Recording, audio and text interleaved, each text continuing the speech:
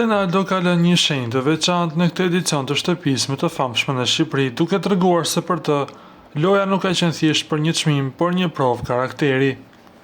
Në një rrëfim të sinqertë për rrugtimin e tij në shtëpinë më të famshme të Shqipërisë, ai theksoi rëndësinë e ruajtjes së standardeve personale dhe të integritetit edhe në presion të madh publik. Stenaldo shpjegoi se për të, kjo mundësi ishte më shumë se një konkurrencë, ishte një mundësi për të treguar anën më të mirë të vetes dhe për të reflektuar mbi bazat e pjekurisë personale. Ai beson se të qenit para të gjithë shqiptarëve nuk do të thotë të fyesh të tjerët apo të bësh gjithçka për të fituar, por të ruash vlerat dhe të qëndrosh i ndershëm edhe kur presioni rritet. Edhe pse u largua pak para finales, Stenaldo tha se ndihet krenar për rrugtimin e tij nga perspektiva e tij personale.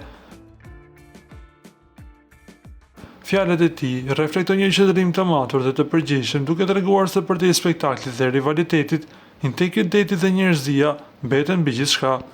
Ky qëndrim i Stenaldos është pritur me vlerësim nga publiku dhe nga ata që ndoqën edicionin, duke treguar se shpesh vlera e një loje nuk matet me fitore, por me mënyrën si e përvallon dikush rrugën e saj. Rrëfimi i tij nënvizon rëndësinë e respektit për veten dhe të tjerët, edhe në skena publike dhe konkurruese, si shtëpia më e famshme në Shqipëri. Para se të ndiqni lajmin, ju lutem klikoni tek butoni subscribe për të marrë të rejat më të fundit nga showbizi shqiptar. Faleminderit.